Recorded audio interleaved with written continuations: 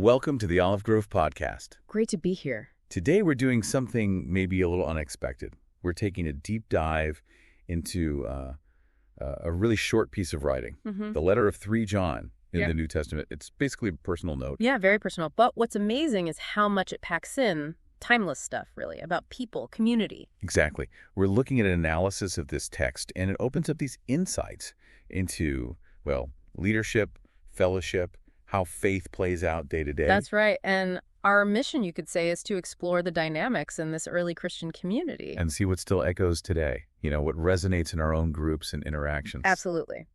So where do we start? The opening. Yeah, let's dive in. The letter starts with John addressing Gaius. Right. Verse 1, the elder, to my dear friend Gaius, whom I love in the truth. Straight away, that dear friend, it sets the tone, doesn't it? It really does. Very warm, very personal. And the elder. The analysis mentions this could mean his age or his position in the church, like a leadership role. It feels like it could easily be both, given who John was, an older, respected leader. I think that's likely. It probably carries that dual weight seniority and authority, the respect he commanded. Then he gets into this prayer for Gaius in verse 2. Dear friend, I pray that you may enjoy good health and that all may go well with you. Even as your soul is getting along well. Right. And the analysis points out how holistic this is. Mind, body, spirit. John's concerned about the whole person. And it hints, maybe, that Gaius was facing some challenges, perhaps physical health issues, or even stress related to the church situation. Seems possible. But despite that, John knows his spirit, his soul, is doing well. Which is powerful, isn't it? That inner well-being grounded in faith, even when external circumstances are tough, it suggests Gaius was really walking the walk, guided by the Spirit. Totally. And that leads right into the next bit, about Gaius's actions and reputation. John says he rejoices greatly when believers came and testified about Gaius's faithfulness to the truth. Yeah, how he continues to walk in the truth. John sounds genuinely thrilled. The analysis compares it to a parent's joy, seeing their child live out what they've been taught. And given John likely had a role in Gaius coming to faith, or at least mentoring him, that connection makes a lot of sense. It's that deep satisfaction. And it wasn't just internal belief. Gaius was known for his actions, specifically his hospitality. Right. Towards traveling Christians, evangelists, people he didn't even know personally. Strangers, yeah. Yeah. He welcomed them and supported them. The analysis really highlights this as faith in action, putting love into practice. Verses 5 to 8 really drive this home. John praises him explicitly for this faithful service to fellow believers. And apparently, word got around.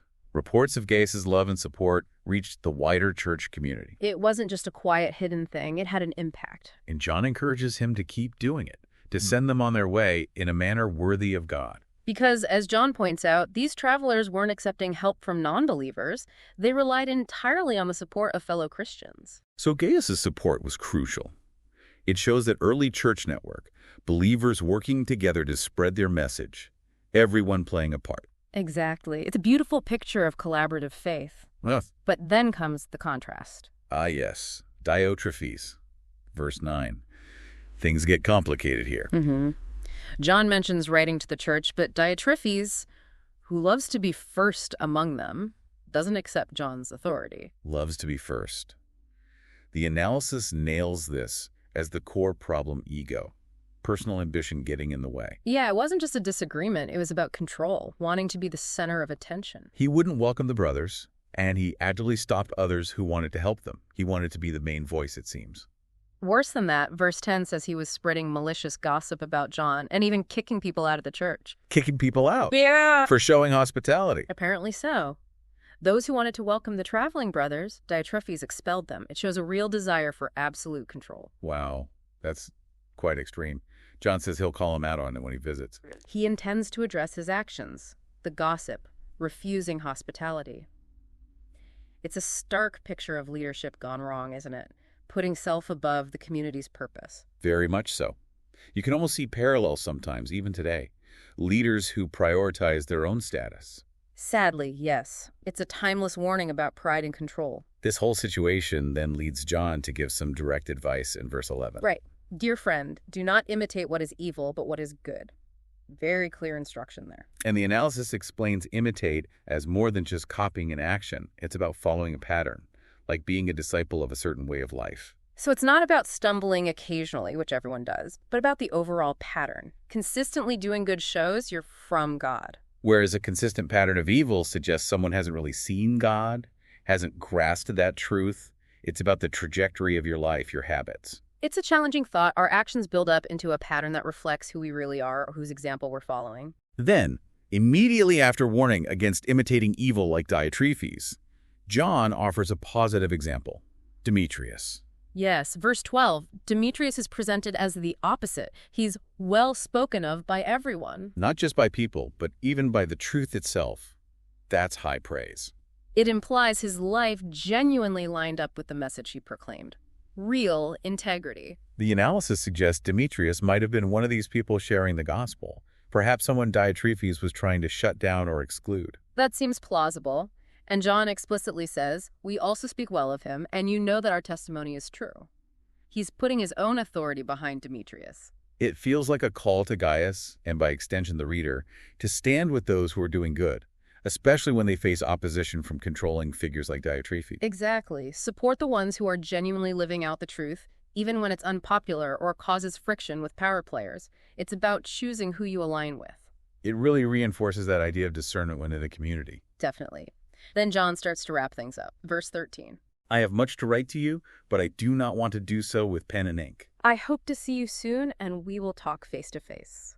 It's interesting, isn't it? He prefers direct personal conversation over writing. Yeah, the analysis contrasts this with how we sometimes operate today, maybe hiding behind texts or emails. John valued that face-to-face connection for deeper communication. You can say more, gauge reactions, have a real dialogue. He clearly felt some things were better discussed in person. Absolutely. It speaks volumes about the importance he placed on personal relationship and presence. And then the final greetings. Peace to you. The friends here send their greetings. Greet the friends there by name. Just reinforcing that sense of community connection. It rounds it off nicely. A short letter, but wow, it covers leadership, ego, hospitality, conflict, discernment, the value of personal connection. It really does. So thinking about this deep dive, the analysis of 3 John, it really brings up some enduring questions, doesn't it, about how we navigate group dynamics. For sure. Those tensions between individual ambition and collective purpose, the importance of supporting genuine good, how we deal with difficult personalities, it all feels very current. So maybe the question for all of us listening is something like this. In the communities you're part of, work, church, online groups, wherever, how do you help keep the focus on the shared purpose, on the truth you hold, rather than letting individual egos take over? That's a tough one. And related to that, when conflicts do arise, how do you discern who to support, especially when you might see echoes of a Diotrephes, someone who loves being first, versus a Demetrius, someone quietly doing good? Yeah. How do you figure that out? Definitely food for thought, things to mull over from this tiny but powerful letter. Absolutely. A lot packed into just a few verses.